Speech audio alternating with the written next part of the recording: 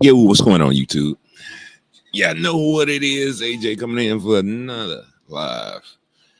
And I decided to do a live because of yesterday. Hold on. Yeah, no, but hold on. Before I dive into that, hold on. Let me check my shit. And what's up with, you know what is up with you motherfuckers subscribing and unsubscribing?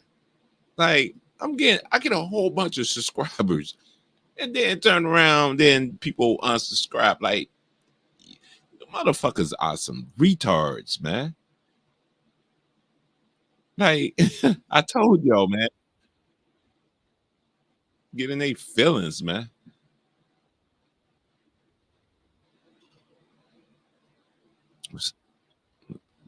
Testing one, two, three. Testing one, two, three.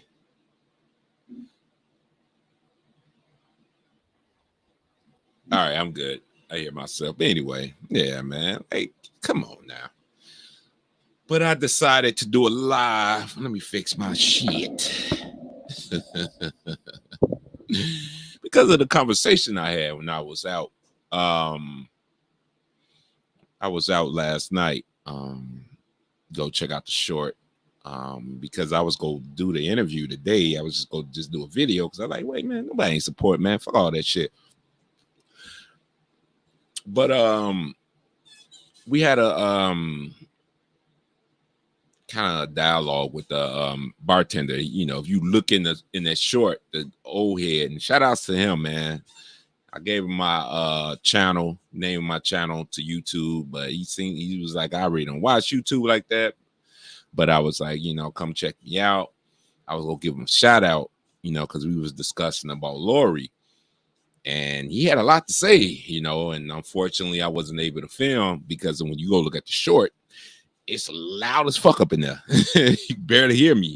So when I made it home, he had me thinking like, yeah, I think I need to just do the full version because I was going to do the interview and I was going to barbecue for my sons and my nephew because he's here.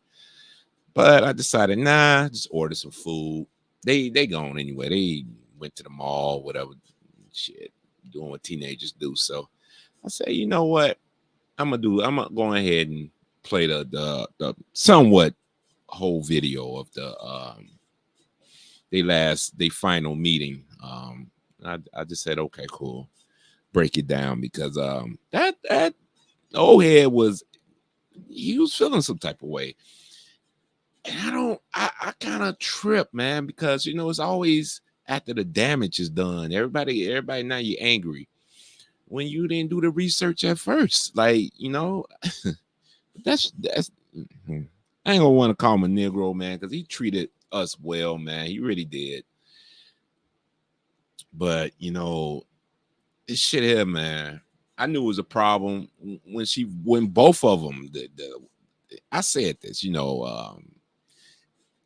y'all had both of these bras up here, man. Either or, I was like, either the Duckworth broad, it was gonna be an L regardless. So, in which y'all chose Lori, and that was the biggest L. So, but he wanted to talk about how she looked. It's funny after the fact. She's ugly, and yeah, she a L. She all this other lesbian. And, I mean, the man was just dragging her, like she ain't for black people. So I was like, that shit had me thinking. I was like, you know what? I think I should play everything so people could see what was said and you break it down. And hey, just leave it at that. Then y'all know me. I'm gonna come back and look at all who did what, the demographics. We're gonna break it down. So, but yeah, the interview that's gonna be coming probably next week. Me and her set something up. I'm like, yeah, I'm like, this is kind of important, so I don't think I should give y'all a short video. So, leave it at that. And I was thinking also because I was at the kitchen guy shit, and once again, my name was mentioned, and I keep hearing that these people keep making videos about me, but I'm not seeing these videos. My name is not in the title. So I'm like, okay, this is what I'm going to do. I think I'm about to do my shit like with the rest of the people, somewhat like an old man, and I'm gonna do a smoke show. I'm gonna say okay, cause they fucking cowards, man. Um, who the fuck is that? I didn't even hit you up. I'm gonna do a smoke show sometime next week. What I'm trying, because you guys kind of gave me an idea. I'm thinking to myself like, they keep saying they're using that video. So I start thinking, man, shout outs to Lando, being the controversial type of thing brings you views and eyes and shit. But I'm not no polarizing type of person.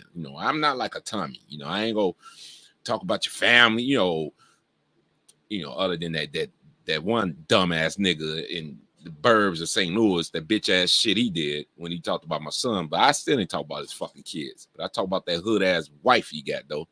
Well, she ain't even a wife. But anyway, with his lying ass, I talked about that bitch. But other than that, no. I know Tommy the type of motherfucker. He talk about everybody in your family. I'm not with that shit. So not a polarizing type of dude like that. I don't move like that. It is what it is. But I kind of understood what Lando was saying to me. So I was like, you know what? I think I just got my motherfucking intro video. For people when they come over. I'm gonna have to email old man, because what I said about the situation with Pearly, which I really didn't say shit other than you ain't gotta apologize. But I'm gonna have to email him, and I'm gonna ask him, can I get permission, to take that part. And a couple other things I've seen people do. BGS at post something. I just, my creative juices are flowing. So I'm like, yeah, I think I got my intro. So yeah, be looking out for that. And then I'm gonna do my smoke show. So because you fucking cowards, you got so much shit to say or whatever you're saying. So I'm like, okay, well, how about you come over here and say it? Other than these fucking idiots that I got blocked, because that's a waste of time. I done had conversations with these stupid motherfuckers too many times. I'm not dealing with dumb motherfuckers.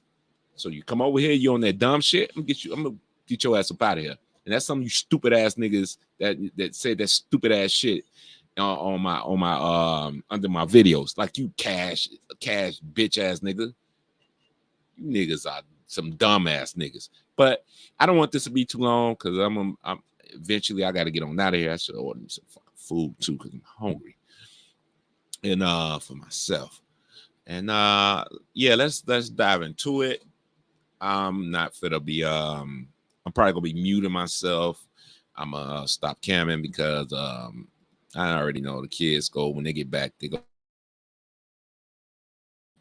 knocking on the door and all the other shit. So let's kind of just just get into it, and let's break it down. Let me see. I don't know why I got both right there. Nope, that ain't what I want. And let me share this. Put the full screen up. And maybe I'll be able to skip ahead. We'll see. But for the most part, let me put up my banners. Y'all know what it is. Support the show, $, Cash App, $, AJ seeing reality with a 3. So make sure y'all support. And let me do my fair use. And let's play. 7 days to go. Millions spent. Now it all comes down to the final 2. I'm running because our city is in trouble. Public safety, education, and your tax dollars. All at stake as voters prepare to cast their votes. But the politics of old that have failed us, they're trying to rear their ugly head again. Brandon Johnson and Paul Vallas face off in the fight to lead Chicago. CBS2 Chicago, the Business Leadership Council, Chicago Urban League, NABJ Chicago, and WVON present Chicago Decides, the next mayor. That was all theatrical and shit. Like the fuck, like a movie. Welcome to the Morning Star Theater. It stands across from City Hall, where one of these two candidates will soon take office as mayor of Chicago. Good evening. I'm Erica Sargent with CBS 2 Chicago. We are exactly 1 week from Election Day. The theater is packed with voters who want to hear from Paul Vallas and Brandon Johnson. They've held several debates since making it to the runoff. We've heard a lot. Tonight, we are going to look for specifics from you. And if you ask why I wasn't out there, I was busy, mother effers. Yep, I was busy. The format for the debate consists of our questions from the candidates to each other, and closing remarks. The audience has agreed there will be no cheering What's and up, no Jay? interruptions. The questions will come from Rufus Williams, morning show host at WVON Radio, and me. And we also have Danielle Sanders from NABJ. Y'all don't She be is also the roasting managing Rufus, editor man. at the Chicago News Weekly. She'll be in the audience with questions from the community. Why is she mugging? So, as along with that, we want to Damn, see what they be saying about y'all? Mugging hard. Like, what the fuck? At least she giving you like a half smile. The fuck is she anyway? She look mixed. She pretty though. say that Mr. Johnson, you won the coin toss for the first question. Mr. Johnson, let's begin with support or lack of support from the unions. Today, Fraternal Order of Police President John Catanzara predicted if you are elected mayor, 800 to 1,000 police officers will quit immediately. He says even that there will be blood in the streets. What is your response to that statement? Well, wait, what? Who said? What you talking about, Jay? Nobody ain't say anything yet. It just started. Hold on, guys. I don't know who the fuck this was. How can you help me? Who the fuck are you? Oh, President God. of the Fraternal Order of Police, John Catanzara, has said a lot of disturbing, ridiculous things. So this is not the first time we've heard such ridiculous comments coming from someone who also believes that the January 6th insurrection should have been defended. This is the same person that said that Muslims deserve a bullet and that they are savages.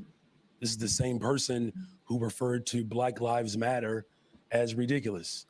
You know, the fact of the matter is that was an L. Ooh, when he said that shit, y'all know I put my head. I said, dude. I said, bruh. Anyway, I said, bruh. No. I said no. It was a motherfucking joke.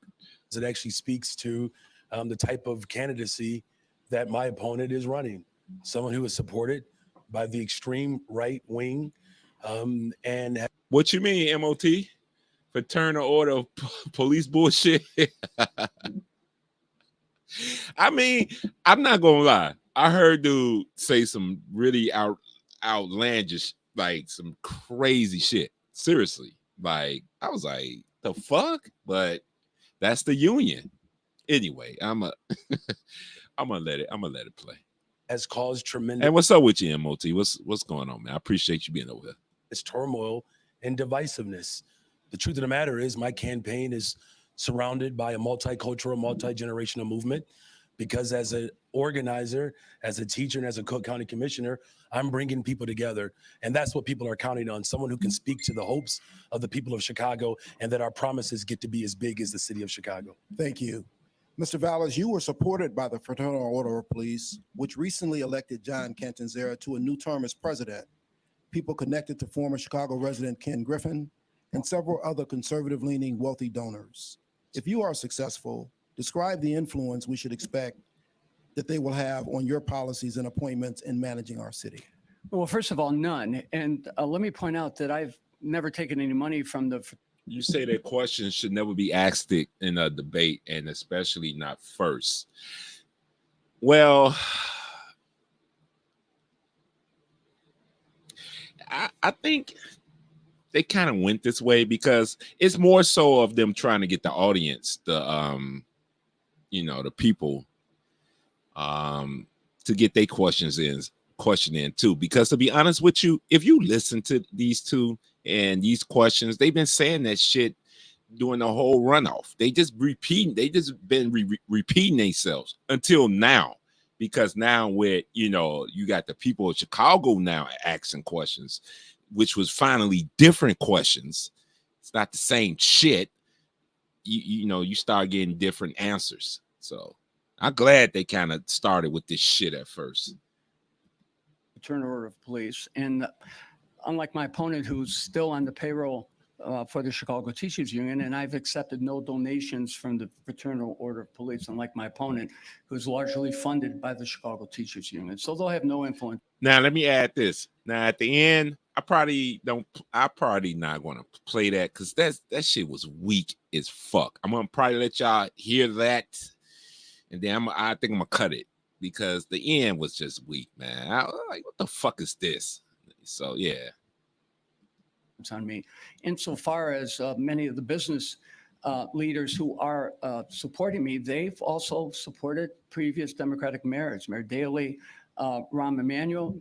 Many of them have even supported Mayor Lightfoot. So no one is going to basically dictate my priorities. No one's going to have any influence over me altogether. Also, let me point out that I'm actually. Oh, by the way, I'm gonna tell y'all who, not to keep cutting it off, because I'm just gonna let it kind of play. Who I'm gonna be endorsing just from this, who I think should become mayor too. So, and look, it's not, don't come with me with that color shit. Y'all see, this is what he on and all this. No. Oh my God. See, it's what I was saying, y'all. Let it play. Supported by 26 labor unions that really broadly represent the entire community and working men and women throughout the city of Chicago. So I'm proud to say it includes, really, it runs the gamut of teacher, not only obviously the sergeants, but also the plumbers, the building engineers, et cetera. Thank you, Mr. Vallas. Mr. Johnson, back to you. You have received considerable financial support from the SEIU and the Chicago Teachers Union, of which you were an employee and organizer. The teacher's contract expires in June of next year. How can taxpayers be comfortable that you will negotiate in their best interest and not with loyalty to the Chicago Teachers Union? Yeah, look, I'm looking forward to becoming the mayor of the city of Chicago for all of the city of Chicago. I've made that commitment, and I'm going to hold to that. Look, I am proud to be supported by working people in the city of Chicago, whether you are a crossing guard, a home health care provider, individuals who run healthcare, home daycare centers. Sorry about that, guys. These are individuals who are making $4 an hour. And so this broad-based coalition that has come around my candidacy, it really reflects the values of the city of Chicago. Look, as someone who has managed and passed multi-billion. I'm not going to even lie. I kind of got angry with my union, who they endorsed. That kind of made me upset. Anyway, shit, they endorsed Lori, man. That, bruh. $1 million budgets. As a Cook County commissioner, I've had to work with individuals who support me. And I'm going to make sure, as mayor of the city of Chicago, that I continue to work with people from every single sector to make sure that we can actually speak to the values of the people of Chicago. Mr. Johnson, I want to make sure we can focus on the negotiation with the teachers union when that contract comes up. Can you address that? Yeah, I'll have the fiduciary responsibility to make sure that I'm protecting the interest of all taxpayers, and I've done it as a Cook County commissioner, and I can't wait to do it when I'm the mayor of the city of Chicago.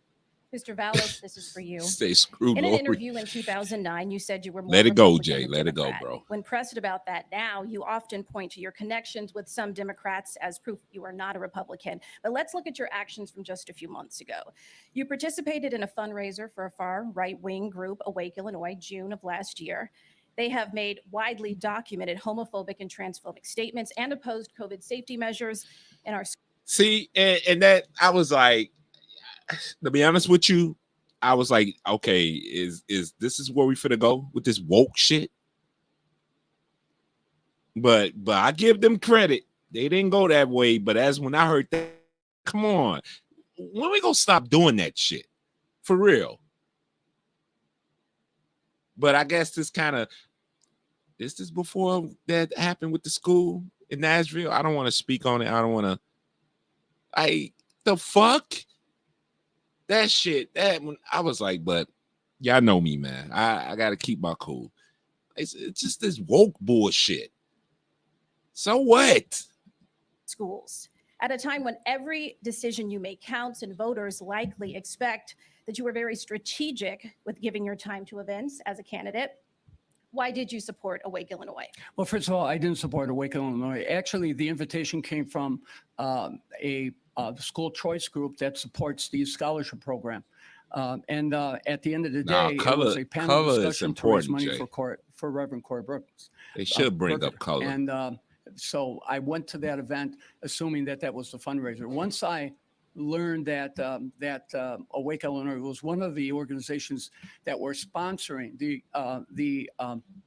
panel discussion and the fundraiser, one of the co-sponsors, I immediately denounced them and I criticized them. And obviously I condemned them. I've had a lifelong history. I've supported marriage equality when it was called gay marriage in 2000. And when I was city school chief, I actually put the partners on the contract. At the end, they still was like, they going to promote certain shit. It don't even, and they were just saying both of these dudes is going to be a Lori 2.0. You know, and I was kind of scratching, I was scratching my head. But to be honest, Paul doing this shit because he know what he need to say to be able to get the votes. He don't believe in that shit. I put money. He do not believe in that shit. He don't. You know, bruh, come on, man. And this is what I was go talk about, like towards with the north side, especially the northeast side, where you got a heavy population of, you know, the grays, you know. Like, but I'm like, but he can't, if let's be real, guys, Paul can't stand on that shit, because if he did, he wouldn't win. He wouldn't win. But he don't believe in that shit. Like, come on, man. That's when I was like, come on, Paul, get the fuck up out of here, dude. Had a long record of supporting LGBT rights, and it was a mistake. I should have vetted who was inviting me to the fundraiser, but I was invited to participate in a panel discussion for a fundraiser. Like vetted, like you didn't know who these people were, bruh. I said, stop it, bruh. You know exactly who they were and what they was about, man. Stand on that shit, man. That's all I'm saying. But he already know if he did, because you got them motherfucking woke Northsiders. Nah. And let's be honest. Let's be honest. You know, them far left people, they still not going to vote for him. It don't even matter. Watch. They still ain't going to vote for him. So, for Mr. Reverend Corey Vallas, Brooks. just to be clear, though, with them being a sponsor, they were a dominant part with an affiliation to it. So if you're saying that this was an accident or a failure to vet, how can voters be confident that there won't be the same missteps if you are mayor? Well, you know, obviously, I'll be better at vetting in the future. But at the time, I would always attend fundraisers when I was invited. I mean, events when I was invited, particularly panel discussions on school choice. Very often, Paul gonna have them niggas. If he win, my bad, y'all. Paul gonna have them motherfuckers up and down on the stage with him. Yeah, we won. Watch, I'm telling y'all, watch. They gonna be up there celebrating with them. They probably gonna have on their shirts or some shit, man. Like with gray marriages, like with the red say no shit on there. Oh man, let me stop. Come on, Paul, stop it, bro. This man, stand on that shit, man. Counterpoint on the issues of educational opportunities. So, you know, I was a regular participant. So obviously I should have done a better job vetting. I did apologize for that, and I won't make the same mistake twice. This question is for both of you. Per the Chicago Crime Lab, the North Side is as safe as it has been in a generation. The 4 North Side police districts, 18, 19, 20, and 24, had a homicide rate in 2021 of 3.2 residents per 100,000 people. The city's most dangerous neighborhoods are on the west side, Garfield Park, Austin, and North Lawndale, and on the south side, Washington Park, Inglewood, Grand Crossing, Riverdale, and South Shore. I'm gonna need y'all to pay attention to this, because this is really important. Pay attention right now. Listen to what each candidate lay out. This is very important. This is what kind of made me be like, no, man. That made me decided who I feel like should be the mayor. Pay attention, guys, please. This is very important. Mr. Vallas, you were successful in the primary while running on one issue, crime. What do you plan to do to reduce crime in the South and West Side neighborhoods of Chicago? Well, let me point out that I think I was successful because I ran on multiple issues. In fact, at my City Club presentation, I actually talked about the need to invest on the South and West Sides and how I would take the mayor's initiative to the next level. And, so I contest the point that I was only focusing on public safety. But what you need to do in all of our communities is you need to restore community-based social services. You need to open our campuses through the dinner hour school campuses on the weekends, over the summer and holidays, so the young people can be engaged in work-study opportunities. You need to have reentry programs for returning citizens, and you need to restore the concept of police integrity, or beat integrity, I should say. There are 1,700 fewer officers than there were in 2019. And on any given day, half the high priority 911 calls are not responded to because there simply is not a police car available to respond. So instead of getting a response in minutes, you get a response in hours. Mr. Vallas, I have to follow up that question and ask you, given the tenuous relationship at best between these communities and the police, and the fact that John Catanzeras is the head of the Federation of Police, how do you see that working as you move more police into these areas? Well, my approach is to deal with the rank and file, and I've negotiated something like 26 collective bargaining agreements with every union in the city, including 4 teacher contracts with 6 actually, and with 4 different unions in 4 different cities. So I've always been able to work with the unions in part because I appeal to the rank and file. But I believe that restoring police integrity, beat integrity so that there are police officers in every beat, fully enforcing the consent decree, that ain't gonna happen, and ensuring that there's a zero tolerance for police misconduct. I think that will. That's not gonna happen. No, come Johnson, on. you live in Austin, and I said that's not gonna happen. Then, do I agree with him towards him having them on a beat more often? Yes, meaning they're gonna be more aggressive. Like I said, it's gonna be that New York shit all over again. Stop and frisk. Like, let's be real, let's be real. That exactly is that's what finna happen. Now, okay. Do I believe in him bringing all these officers back? Nah, they ain't coming back. No, him. Nah, I doubt it. But are the officers gonna come? Like how it used to be back, like in the 90s, being extra aggressive? Yep. Exactly what's going to happen. and so you have a different lens on this. What is your plan beyond addressing mental health for each neighborhood in the city of Chicago? Yeah, look, it's a real lived experience, and I've shared this multiple times. Look, as the mayor of the city of Chicago, I might be the first mayor ever elected in the city of Chicago who lives in not just one of the most dynamic, beautiful communities, but one of the most violent neighborhoods. Every day that I wake up, it's, again, more tragedy. I think in the last 4 years, collectively, the Austin neighborhood, in which my wife and I are raising our 3 children in, almost 400 homicides. That's more homicides just in my neighborhood alone than the very communities you just described combined. And so that's why my public safety plan is a holistic plan. We have to invest in people. That's what safe American cities do. They invest in people. That includes investing in mental health services, investing in jobs, right? Because this is really about prevention, right? Which would you prefer? To have your crime solved or your crime prevented? As mayor of the city of Chicago, I'm working to make sure that we're preventing crime, and no one has more incentive on this stage to get that right than me. And this is where I kind of I got a little upset too with both of them, because I was like, now I didn't even know with the Austin area, because I talked about this. I grew up there myself. I grew up in the Austin area. I visited.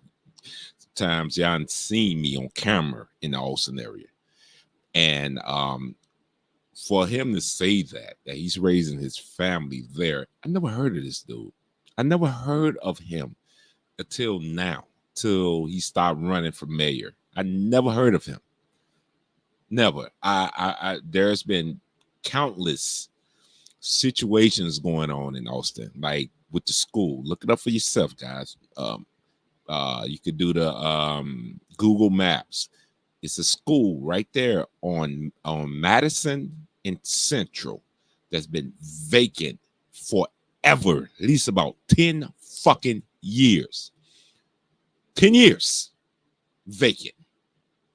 And I have yet seen you, Brandon, there as a Cook County commissioner there with the other people who was saying, hey, we need to tear this joint down or do something with it. Because it's the playground there was let's be real. The playground there was fucked up. It was decaying. I heard that it was homeless people there. I heard at one point motherfuckers was selling drugs in front of the joint. Come on, man. I didn't hear you say shit. There was people, some support groups that was out there complaining. I don't recall Brandon Johnson what any videos of you being out there. It actually the Muslims was kind of when they was out there trying to like, hey, what we doing with this property? I don't recall you being out there, bruh. And your Austin area, I never heard of you, period. And I was like, the fuck? But you Austin area? And that kind of made me upset. But I did say, yeah, that's unfortunate. That's honestly, that's crazy. Because when you think about the Austin area, that's a prominent middle class area. Like, seriously, like, I get it. Yeah, I'm not trying to, because people you talking about the black women and the single moms and all that shit. But once they came, that's what basically destroyed the Austin area. I don't give a fuck what anybody say. That was, middle class married black couples, families. You can't tell. Brandon know this. If he stayed there as he say he stayed there, shit, my family was there. My mother and my father. I seen it for myself growing up. Our neighbors married. CTA. I forgot on the other side who live on the opposite end of us. I think the father, I think he was a doctor. But it was black families all over that block. And then all of a sudden, once the single mother shit taken off, it went down. I don't give a fuck what anybody say. It just went downhill. The violence started going up. The shit was crazy. My father was like, man, I ain't like, fuck this. Big ass house. Said, nah, I can't do this. They broke in the house all them years, and out of a sudden, you start hearing motherfuckers arguing and all this other shit, and then they come breaking our house. My pop was like, nah, I can't. I was like, wait, what the fuck is going on?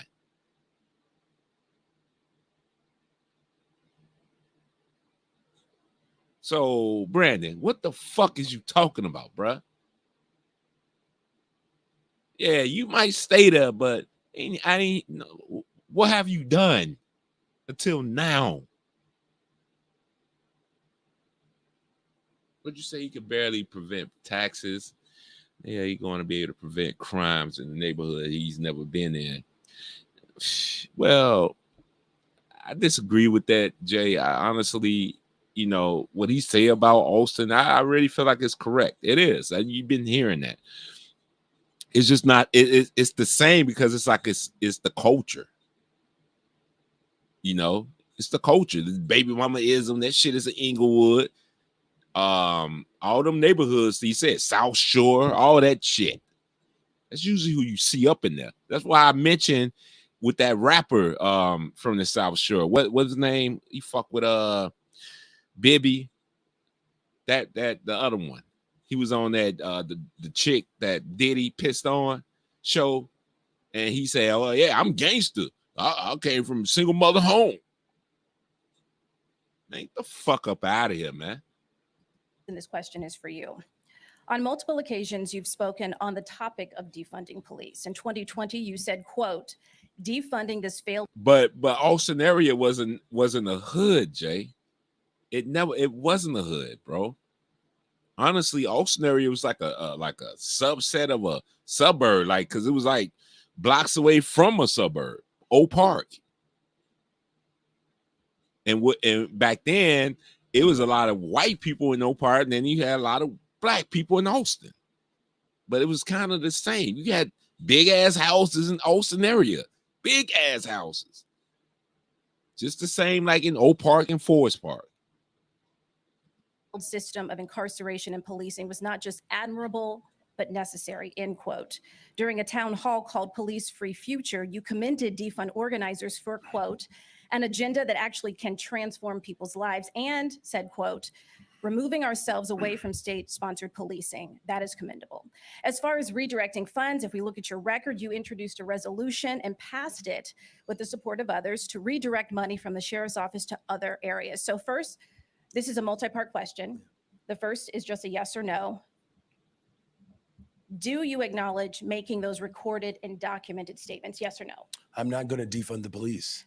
If you could answer the question, though. Yeah. Do you acknowledge making the statements that I just read by quote, yes or no? What I've acknowledged is the fact that there are people who are incredibly frustrated. Mr. Johnson, if I could get you back to the question, of course. it's solely yes or no. Do you acknowledge making those statements? Look, you've Yes or no? already quoted. What I'm saying is, though, So you is that it acknowledge making provides those some statements? See, Of course, I'm No. acknowledging it, Okay, but I want to so- make nah, Brandon. See, nah, bro. That's not what a person that's at the top would do. Now, just like I said, what's Nate Paul need to stand on it? Brandon, you need to stand on it. But you just dancing around. No, what? Well, you quoted it, bruh. Just yes, I said that. End of. Okay, let the next question come. Okay, explain why you said it. If they're going to ask you that, what the fuck, man? Nah, bruh. I was like, Brandon, bruh, what the fuck is you doing? I'm telling Paul, stand on it. You got to do the same. I sure want to that give we you have the context opportunity to though, answer that. the question, but I Yeah. just want to move on to the next part of it. Mhm. So acknowledging that you made those statements over a course of not just months, but years, commending them, there was a period of time where you wanted to redirect money away from Chicago police to the tune of $150 million. Just within the last 24 hours, though, it seems that there was an about face, and now you're saying you're not going to take a penny away. How do you reconcile those two differing positions? They're not differing positions. I never said we're going to take money away from the police. The $150 million was To- not redirecting the funds away from the police? Directing it towards implementing the consent decree, directing those dollars to make sure that we hire and train and promote 200 more detectives, to make sure that we are implementing the laws that are on the books, like our red flag laws. I've never said I was going to cut the police budget. Now the press has said it because, look, You know I what? get Let me. the agenda Wait, you know of what? the You know what? I'm gonna put this on record. Me saying this. No, you really do. Because if you look at Lori shit, and you look at Taurus with the police, what how much she paid them the last, when was that? 2022.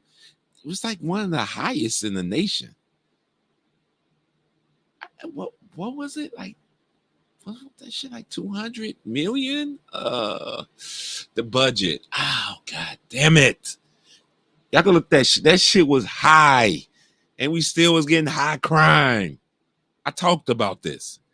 Yes, you probably need to cut the budget. Yes. You know, I agree with that.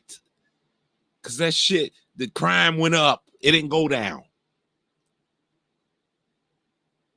Yes. So yes, I'd be like, yes, I'm going to cut the police budget. Yes. Because it didn't work.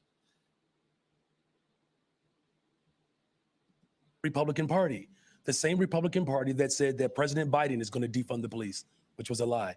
The same Republican Party that said Governor J.B. Pritzker is going to defund the police, which is a lie, which is the same Republican Party that is supporting my opponent, that's saying that I'm going to defund the police. I'm not going to defund the police. What I've said repeatedly is that the $150 million should be appropriated towards making sure that we are doing smart policing, which includes training and promoting and hiring 200 more detectives, implementing the consent decree, making sure that we are providing mental health services for police officers. That is a part of the budget. To follow up on that, you speak of these 200 detectives. On the record here, do you plan to do any additional hiring apart from promoting the detectives who are already within the ranks? Individuals who wish to be police officers, of course we want to hire. But let's just also be clear that this notion that 1,600 police officers are going to fly out of the air immediately overnight is just false. I But are agree you with him. committing then to I agree with hiring him. in addition to promoting? I have to say I agree with him on that. That was a good point he brought up. Yeah, no, bruh, come on, Paul, stop it, bruh. I'm like, nah, that is not happening. No, yeah, unless you go raise up the salary, that is not happening. I agree with him on that. Point for Brandon. That's not happening, man. Of course. But what I'm saying is, though, I don't want to give people the false impression, like my opponent, that 1,600 police officers are going to show up. It takes 2 years to become a police officer. Rufus just indicated, I live in Austin. We can't afford to wait 2 years for police officers to show up. That's why we have to make sure that we are moving with expediency to train and promote 200 more detectives, moving with expediency to make sure that we are implementing the consent decree, which is going to conservatively cost me $50 million of the $150 million that you're speaking of. Thank We you, have to Mr. make sure that we Johnson. are providing mental health services I have and one youth additional employment. follow-up if you would like to answer. You also speak of, in this overarching plan, that you want to hire double the amount of youth into jobs because you say it can also prevent violence. What companies have you specifically spoken to and already have on board to do this, and how do you plan to pay for it? And how do you plan to convince these young people to take these jobs? Wait. But why would he have to pay for it? If you're having the youth to be, let's say summer jobs and whatever else programs they having, let's just say they're going to school, they working part-time. Wouldn't that be benefiting the goddamn company? What the fuck? I was like, what the fuck? Who pay what? What? Why does the city of Chicago got to pay the youth to be able to work for whatever company that's going to sponsor this shit? I was like, what? See, it's always all right. My bad, y'all. I was like, what the fuck? We don't have to convince young people. They want work. They want to be loved. I've been a teacher. I've looked into the eyes of young people who want to be loved. God damn it. That's parents. Desire people to actually invest in them. Here's the first thing. As the mayor of the city of Chicago, I have jurisdiction over sister agencies, CPS, CTA, Streets and Sanitation, Parks and Recreation. Corrupted. Whosoever will, let them come. Corrupted. And they're ready. And that includes working with our business community and our small business communities. Absolutely. It is documented that major corporations have tried to work with the outgoing administration to do just what I'm proposing. The difference is I'm prepared to bring everybody to the table. And because it is a matter of life and death for the city of Chicago. The data has proven over and over again that violence prevention is directly tied to our investment in young people. Youth employment, doubling the amount of young people that we hire, not just for the summer, but year round, is a direct correlation to reducing violence. And that's what I'm going to do as mayor of the city of Chicago. Mr. Vallas, I have a question on the similar topic for you. Yes.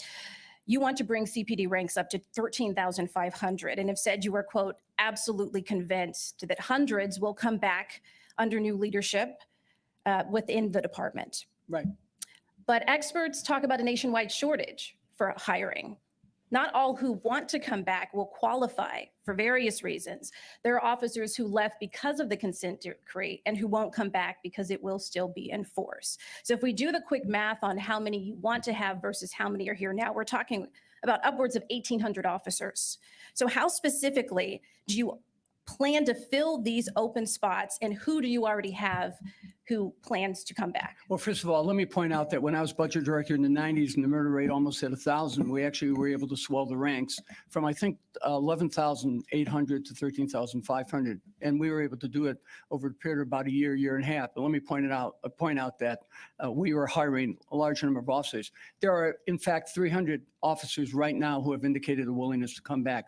Those are people who are coming back from retirement. We know for a fact that there are well over 100 officers that have transferred to other departments, police departments, and they will be willing to come back. Plus, we're losing 1,000 officers a year. In a normal year, you'll lose 350. And if you're running two academies, day and evening academies, you can actually put new officers on the street. It only takes 6 months for the officers to be on the street. I know. And hold on. And you know damn well that's not happening. Day and night, bruh. Come on, Paul. No, it's not happening. Let me see. A 16-hour academy. I'm not trying to Paul, bruh. You do know there's a union. Well, I'll take that back. Because maybe, you know how that goes. That's could be certain people could end up making more money. But let me not go there. I'm not, but bruh, day and night, nah. But who knows? Money talk, bullshit walks, right? That's the Chicago way. The corrupt, but oops, my bad. Officers on the street, and you can fill the ranks very quickly. It sounds like you have committed to what could be upwards of 500. There's still a major gap between what you want to accomplish and those that you believe to be committed. Well, I'm suggesting, and I've said this time again, that you can immediately restore hundreds of officers. You can also slow the exodus of officers, meaning that the more the academies will be hiring more officers than you're losing. But you could also put more than 53% of the officers that are in the police department down to the local districts, because right now only half the officers are being deployed to the local police districts. Thank you, Mr. Vallas. Let's talk about education. No. All of us are familiar with that. No, Mr. Vallas, Paul, bro. I think if you do that, I think a lot of them. I don't know. This is my opinion, because a lot of them know what's going on, and like I said, the salary they're gonna have to raise the salary for that to happen. I mean, shit, they honestly starting off, they make a decent salary. I think police officer coming in 70,000 now. That shit probably will have to get to 80 for that to happen. That's just my opinion. Every school district in New Orleans, your efforts in Philadelphia. And we need more black police officers, okay? More black men police officers. Notice nobody ain't said shit about that. Anyway. And your efforts here in Chicago place you at the nexus of the pro-charter reform movement. Your record shows that you have not improved outcomes for the lowest performing students. What are your plans to improve the educational outcomes for all children in Chicago public schools? So let me point out that that's absolutely false. Not only did we increase test scores in both language arts and math in Chicago for 6 consecutive years, and let me point out we only opened 15 charter schools, but in Philadelphia, over a period of 9 years, including my 6 years that were there, we tripled math scores and double reading scores, and that was across all demographics. You can look at the state data, and it shows that. In New Orleans, where I basically walked into a district where 110 of the 120 schools in New Orleans were either completely destroyed or the buildings were uninhabitable, I literally had to build a district from the ground up. I had 90 days to build 22 campuses with the Army Corps of Engineers and find 700 teachers. That district led the state in academic improvement for, I believe, 6 to 7 years. So the bottom line is all 3 districts had phenomenal growth. Mr. Vallas, let me follow up to that question, because if you look at it, if you're starting at 0, then the growth is easy. When we do the math, that's how that works. But when we talk about what the actual educational outcomes for these children were at the lowest rung, those were not improved. Can you address what you will do to improve the educational outcomes for for all children in Chicago public schools. So let me point out that that's factually incorrect. Let me because- please ask all you to right, but focus let on me the last respond, part but of let that me- question. yeah, What but will you let me do to respond. improve the outcome Exactly. for all children in Chicago public schools? So let me tell you what I would do. First of all, I would radically decentralize the funding for the schools, because right now Wait, they're wait, spending wait, wait, wait, wait, wait, $30,000 wait, per wait, child. wait. But all is not doing bad. It's usually black kids that's doing bad. So anyway, my bad. And only 60% of that money is finding its way into the local classroom. Number one. Number two, I would restore the concept of community schools, where the schools are open through the dinner hour, on weekends, over the holidays, over the summer, and we would invite park district programs, faith-based programs. We would invite both the trades and the unions, and I've talked to all 26 of the unions about providing work-study programs for the students. So what we would do is we would be able to keep the young people fully engaged. And what I would do with the alternative schools or the buildings that are vacant is I would take full advantage of both state and federal law that funds the opening of adult ed and occupational training centers, because we have a huge population, 18. I give him that was a huge point right there. That's a huge point, because I'm like, that is much needed. They got to get trades back into the schools, or open up all the other fucking schools that's, like I said, that's been closed forever. That's still there. That school is still there. Go look it up. Go Google it. On Madison and fucking Central. But you know what Lori tried to do? She tried to dress it. She got a big ass plan. She put up a big ass, what they supposedly supposed to do with the school on the side of it. And then do, you know what she did? Lori tried to do, she put a little benches and shit up in there, and she somewhat improved the little playground. Now I give Paul his props for this. And I definitely, if he becomes mayor, motherfuckers need to hold him to this. This is very important. 25 that are either not in school or they are Thank you, unemployed. Mr. Vallas. Mr. Johnson, you have spoken of fully funding schools irrespective of enrollment. And not majority of fucking white schools where there's majority white students. No. Or brown. No, black. You oppose I had to make that clear, y'all. And I'm dead serious. closing under-enrolled schools, and you look to add CBT, jobs, and robust programming to address student trauma. How will you fund these initiatives? Yeah, first of all, I'll be a mayor that actually believes in public education and prepared to invest in our young people. That is the most important investment we can make. Look, I organized and fought to change the funding formula, which the funding formula is now set at basing the resources on need, not on a per pupil dynamic. And if CPS were to actually embrace the funding formula that I helped organize to reconfigure, but it should be we on would have an people. additional $1 billion. $1 billion. In fact, Chicago Public Schools is sitting on $1 billion right now from what the federal government sent to us. We literally have enough money for everyone in the city of Chicago when it comes to public education. No, it ain't. But It ain't. No, it ain't. It ain't there. You think it's there? We know the corruption that's going on. They get the books thinking you're thinking is there. It ain't there. Get the fuck up out of here. This ain't no disrespect to him, Brandon. I'm just saying in general, it ain't there. This is what y'all do. They fool you to think, oh yeah, there's $1 billion of federal funding. But nah, that money been spent, homie. Come on, man. You can't be this naive. Well, maybe, hey, a lot of black motherfuckers is naive. That's why they mad over with Pearl.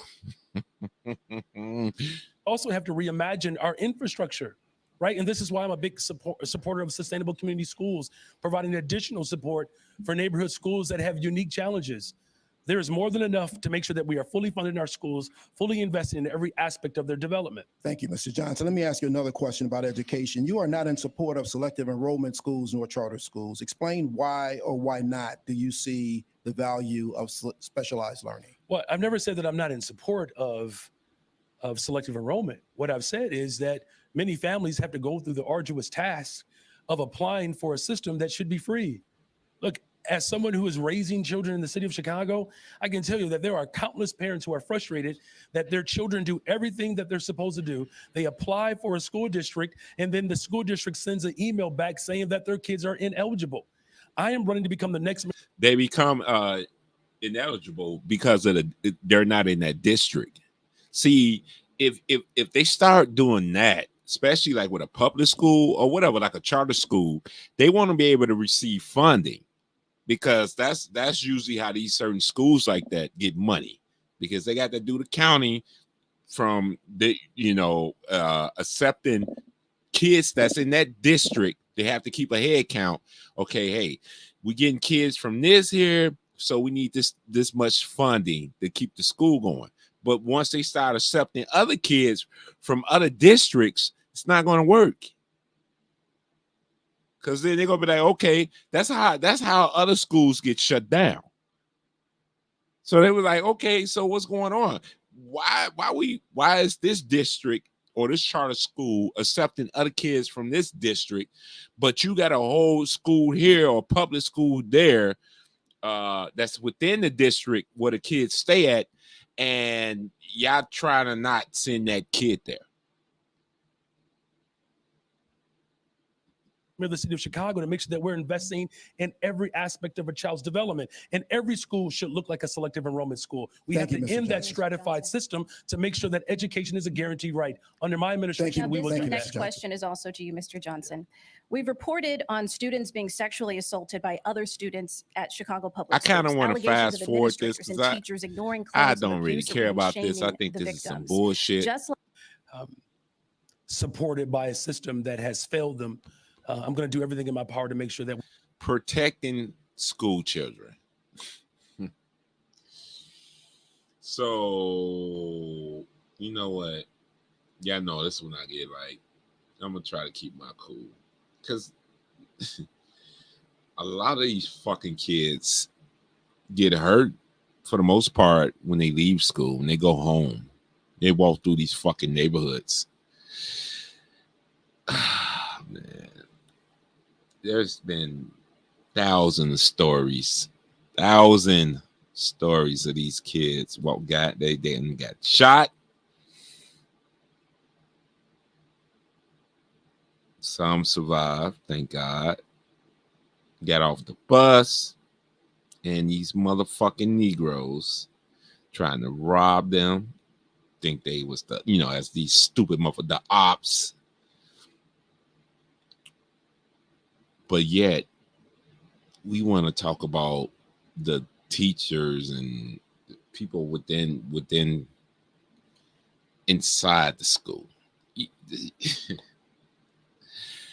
All right, whatever, man. We're fully invested in our neighborhood schools and our schools to make sure that there are protective measures in place so that doesn't happen. So you're saying you would increase the amount of counselors and adults. Look, a lot of times what happens is, unfortunately. And that's wait. That's another thing. When they go home, they get home to that parent that's angry, that's cussing them out every fucking day, that don't feed them.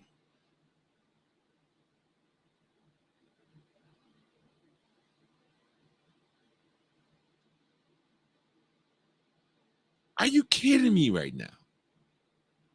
Anyway, man, no. Trust is broken.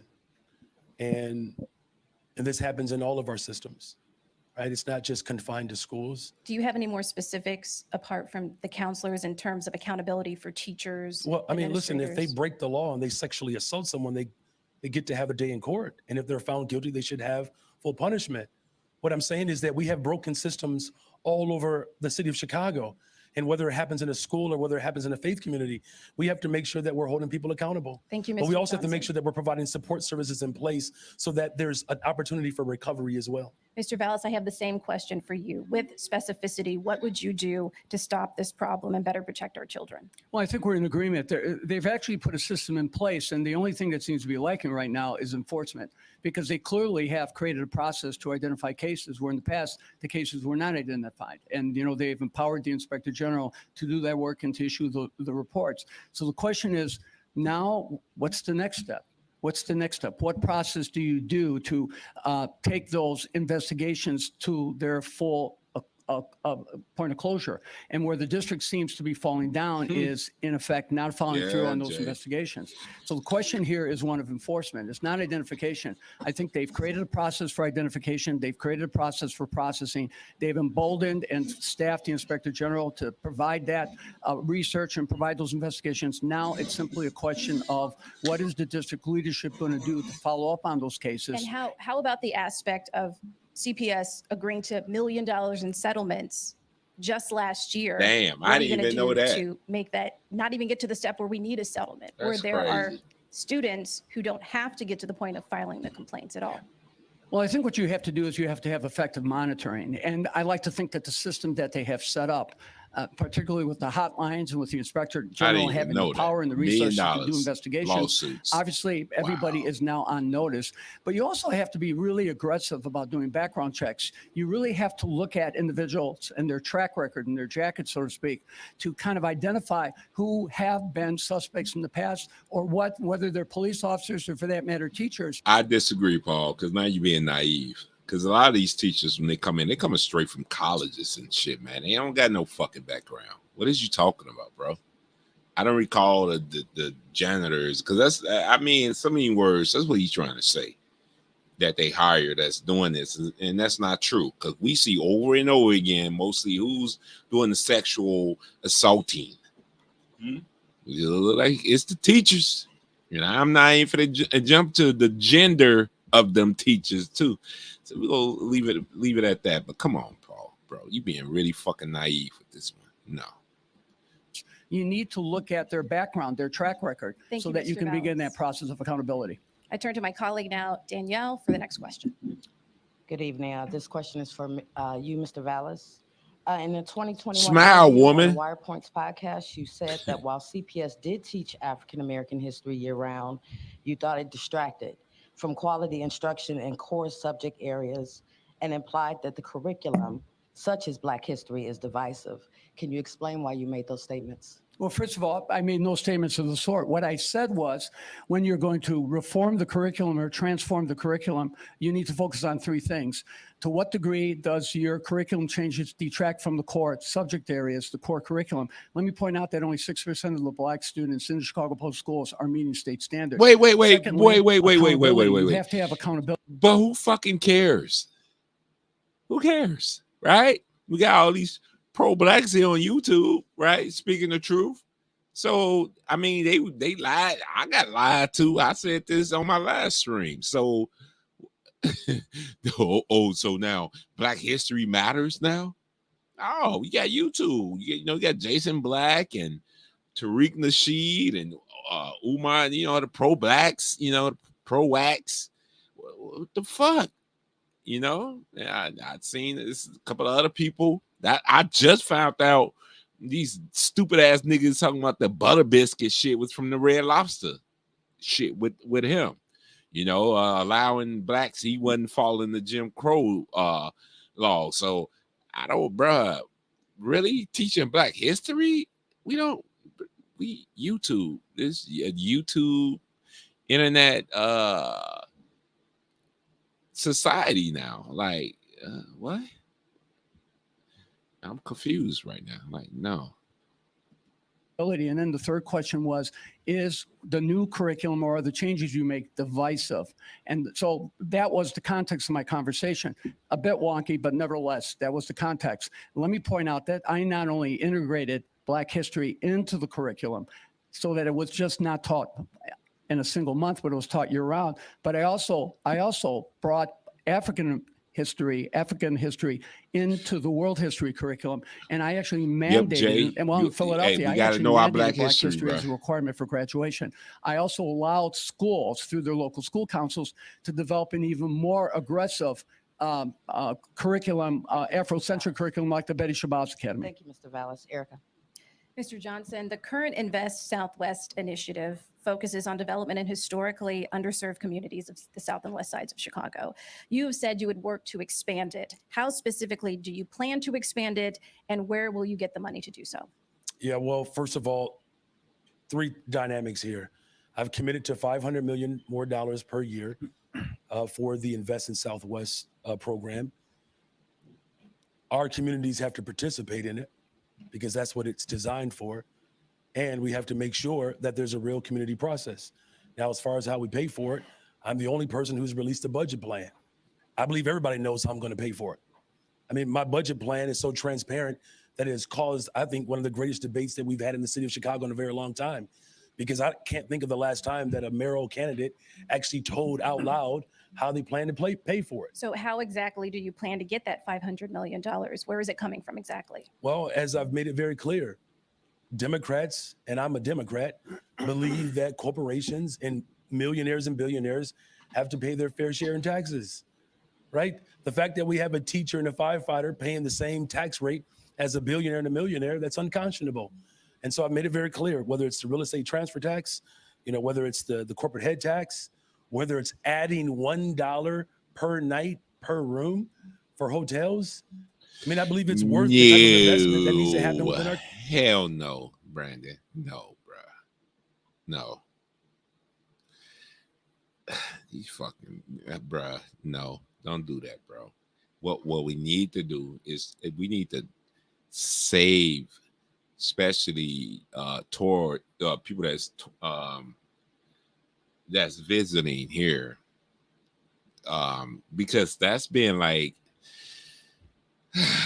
man, I'm catching a headache right now. It's been lacking. That's why downtown is losing. A lot of businesses are leaving downtown because a lot of people are not really coming here anymore. They're not visiting Chicago anymore.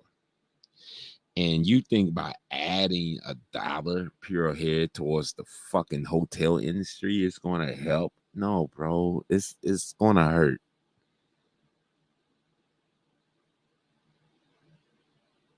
It's too much shit going on already here, man. No, man. No. We need to make it cheaper, bro. We need to bring down the fucking prices, man. Like, if you look at the taxes, when you look at downtown, it's high as fuck. High. You go probably get some gas now downtown, it'd probably be $6 for premium. And that's could be because of the taxes. Oh my God. No. Downtown is dying. It is. Let's be real. It's dying. It is. And you can't keep trying to put this on the customer, man. That's over with, man. You got to stop this shit. Now, I'm serious about this. It's over. You're taxing the businesses. Because that's why the prices be so high downtown. You're taxing the consumer.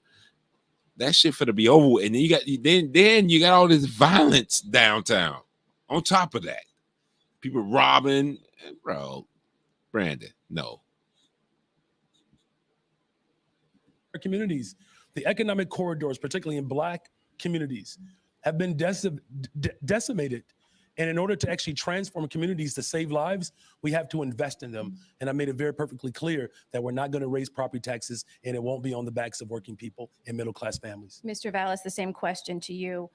You have said that you plan to support it and expand it. How do you plan to expand it specifically, if you do? And where will you get the money? Well, three things. First thing is, I've talked about creating an independent economic development authority that can focus on South and West Side development and can concentrate, bypass aldermanic privilege, the regulatory agencies, so it can expedite those projects. Secondly, I've talked about fair share, the fair sharing of tax increment financing revenues, casino revenues, gaming, if it's legalized, cannabis, et cetera, and the depositing of the developer fees into that community investment fund so they have the capital needed to make those investments. Third, I've talked about doing massive land banking, so you're securing all the idle property that is out there and you turn that idle property over to developers with long-term property tax abatements. And fourth, I've talked about using the city budget to target minority and women-owned businesses, particularly businesses that are located in that area, whether it's small manufacturing businesses, whether it's businesses that produce commodities, whether it's businesses that provide contractual services. So doing those 4 things would allow you to take the Mayor's initiative to another level and institutionalize it. Mr. Vallas, let's talk about the central business and retail corridor of the city. There has been an exodus of businesses from downtown Chicago. The Magnificent Mile is no longer magnificent, with a retail vacancy of more than 26% per Stone Real Estate. State Street is not the great street, with a retail vacancy rate of more than 28%. What is your plan to revitalize downtown and Michigan Avenue? Well, I think what the city has to do, just not downtown and Michigan Avenue, but also the commercial corridors on the south side, the commercial corridors on the west side, is the following things. First of all, public safety, because right now when I talk to the business groups and the business associations, public safety is the dominant issue. It's and also public safety on public transportation, because half the riders who take the CTA are afraid to take the CTA, and ridership has plummeted. Excuse me, Mr. Vallas, I'd like to know about how you will revitalize downtown. Well, I'm telling you that Avenue. by essentially providing public safety, by restoring and filling the police vacancies so that you have beat integrity on every. But I got to give props to Lori, though. She was doing that. She sent a lot of police downtown. They still was acting the ass right in front of them. She did. They still was acting the ass. Just, you need to work out with the taxes, man. There's too expensive, because you got what they're thinking, like, hey, people could go shop downtown. This is what criminals are thinking now. This is where the money at. So yes, now they taking it. They ain't with the hood shit no more. Ain't no money in the hood. So now they taking their skills downtown. They're not dumb. They like, oh, okay. They steady raising taxes downtown, or gas out, premium gas in the regular neighborhood like $4.50. You go downtown like $6.50. But you see all these nice cars. They know how to the targets, or the dude robbing the banks. They know the money is downtown. And y'all gotta switch that up. We beat, and you have police officers walking the CTA platforms. And Mr. Vallas, we're talking about bringing businesses into downtown and Michigan Avenue. You're not answering that question. You're answering a different one. No, I am. What I'm actually doing is I'm explaining why those businesses are suffering in the first place, because they can't get customers and workers. But let me go beyond that. Businesses also tell me that the regulatory agencies are simply strangling them. They're strangling them when it comes to licensing. They're strangling them when they want to implement their own economic development initiatives. The hotel melt hall industry has told me specifically that the mayor basically rejected their plan to help promote their industry and imposed a plan of her own. And then the issue of property taxes. There's an absence of financial predictability because the reassessments dramatically increased property taxes, not only downtown. Thank you, Mr. Vallas. I just should say, I don't agree. think you told me That's how you're going to revitalize downtown and Michigan Avenue. True. Mr. Johnson, the same question to you. Look, the economic corridors downtown that are empty provides us with an opportunity to actually attract new businesses. What the city of Chicago needs is someone who has the ability to bring people together. There are biotech companies that are prepared and ready to come here. The life sciences, logistics. I mean, we're talking about incredible opportunities. But your biotech company's not going to be downtown. If I'm correct, he was saying directly towards what would you do towards improving downtown with with all these businesses leaving, like biotech, bro. What the fuck? I don't want to be funny. I'm gonna leave it alone. I'm gonna leave it alone. Biotech. What? Opportunities to build on manufacturing and even digital manufacturing opportunities. But we also have to make sure that downtown, like every single neighborhood, is safe. Look, it's not a one-trick pony here. You have to create a safe environment for people to want to actually do business in the city of Chicago. And you also have to incentivize the type of businesses that have not had an opportunity to be here. You know, we have relied heavily on a small focus of industry. And this is why I'm saying that biotech, Mr. life Johnson, I want to come sciences, back and talk green about technology, specifically the these are retail. all the different opportunities that we can make available in the city of Chicago and particularly downtown. The retail areas in downtown, State Street, Michigan Avenue, what will you do to restore those? It's a two-pronged approach. One, we actually have to make sure that we have a safe city.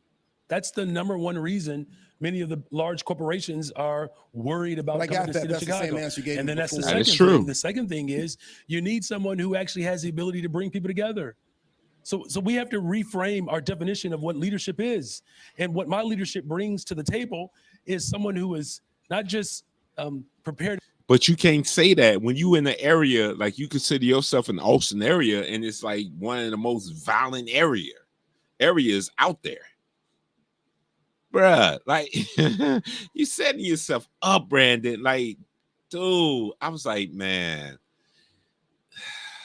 bruh.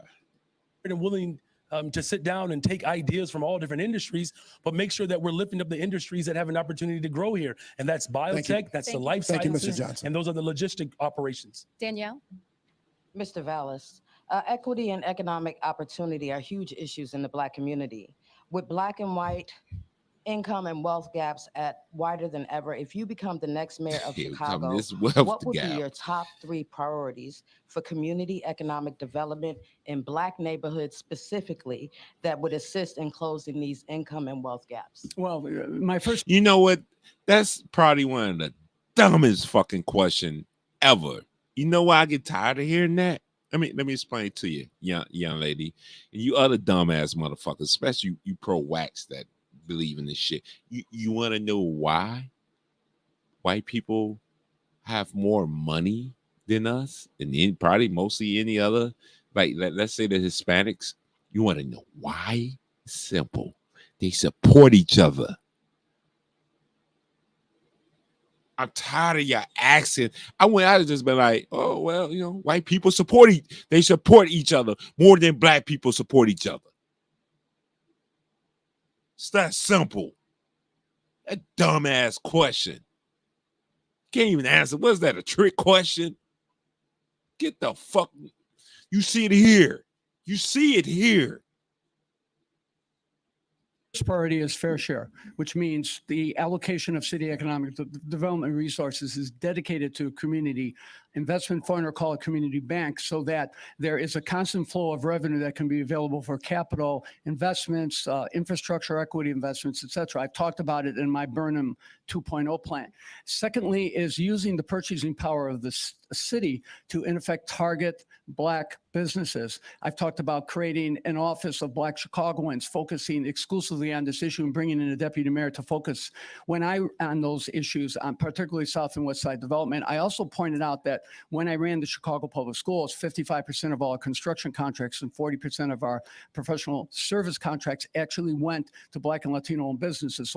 So that can be brought to scale on the $28 billion that the city is actually spending a year, and that's what the mayor controls, $20 billion in annual spending. Thank you. Commissioner Johnson, same question. What would be your top 3 priorities? To repeat the full question again, please. What would be your top 3 priorities for community economic development in Black neighborhoods specifically that would assist in closing the income and wealth gaps? Yeah, thank you. So I just want to make sure that everybody's clear. Look, the gap, let's just highlight, for every $1 that a white family makes, a Black family makes 1 cent, right? And so this is why, getting back to Rufus's question, who fault is have that? real diversity in terms of the type of businesses that we can attract. But we also have to make sure under my administration that Black businesses in particular don't have to spend 50% of their time proving their worth versus being able to do the work. You know, and we see that at every single level. And so cutting the red tape, making sure that we have a seamless process for Black businesses, particularly small businesses, and even the larger small businesses have the ability to be able to access the type of economic opportunity that's available. But here's what I'm also committed to doing, making sure that 50% of our goods and services in those contracts go to minority-owned and women-owned businesses, and then targeting 30% of Black businesses to be able to experience the economic growth and wealth. But we also have to hold our legacy lenders, legacy vendors to the same standard. She Look, under my administration, you won't have to prove your worth if you're a Black business. You actually get to do the work under a Johnson administration. When Thank you you. say minority businesses, I'm asking specifically about Black-owned. Yeah, I said that in the second part. I said 30%. So let me just start over. Let me slow down. Just make sure everybody's clear. 50% of the economic development, particularly through goods and services, will be for minority Yeah, and that's right. women-owned businesses. The target specifically will be 30%. Did this nigga say women on? This nigga didn't even say men. Minority and women.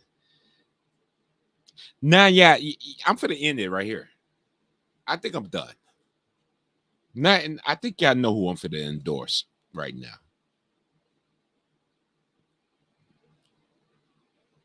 And he said it, Black Lives Matter, movement, he was kind of behind that. But when he said this shit right here, nah, bro. No. Did you hear him, period, doing this whole campaign, say anything about black men businesses?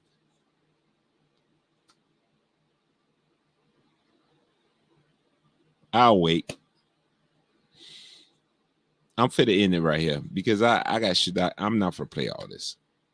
I'm done. I'm done right now.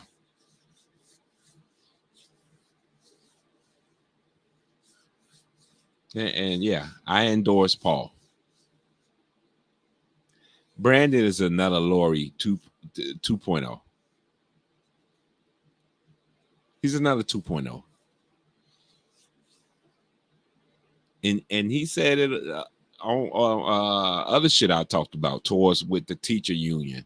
And you got all these black women up in here, being teachers. But then when you start looking at, once again, they put their foot in their mouth when they say that. But then you look at the test scores and what's going on with the kids, and with black boys, they're failing tremendously.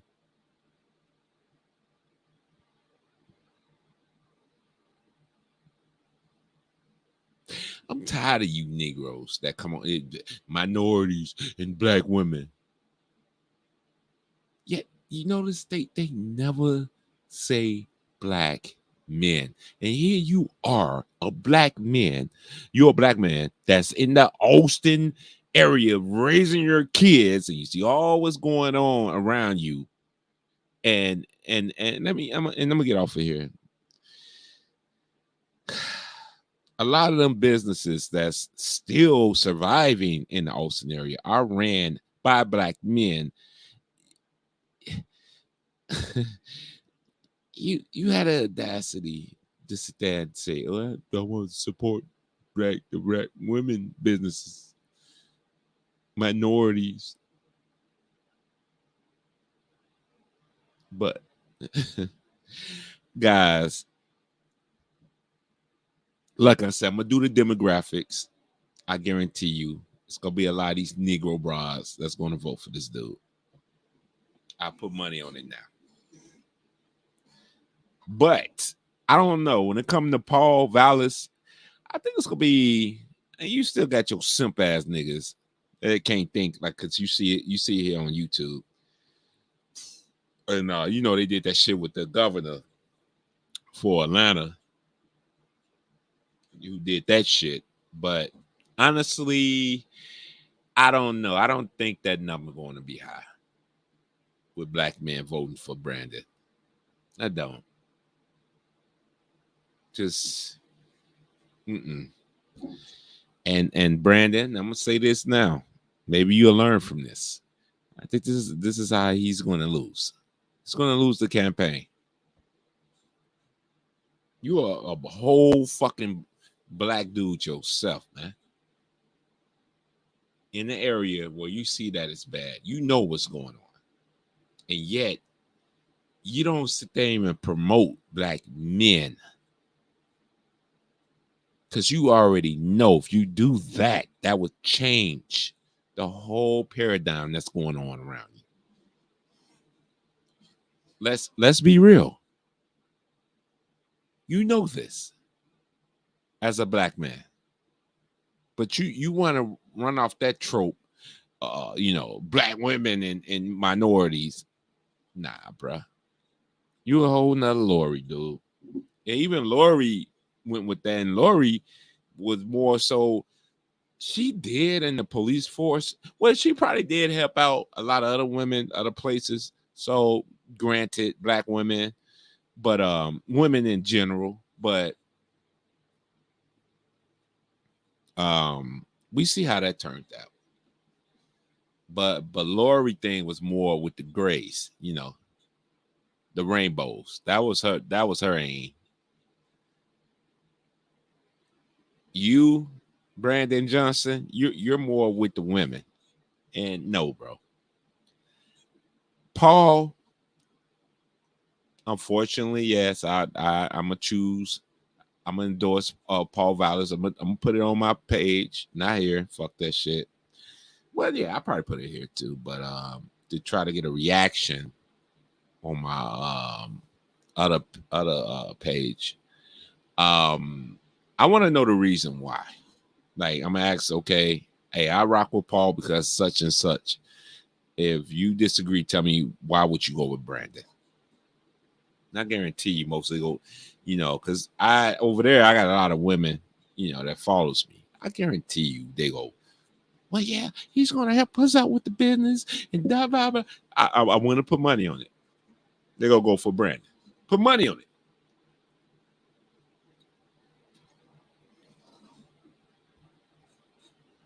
But I'm gonna get on out of here. But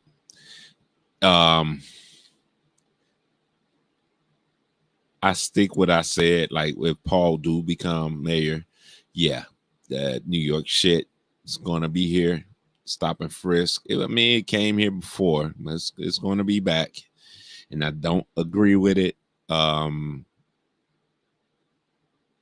I really don't agree with that shit at all. But I just got to teach my sons and my nephew and how to move. Just be careful. Can't be out here like that. Call me, police on some bullshit. Do I believe with him bringing trades back into school? I don't know. I'm kind of, up in arms with that. I really can't say.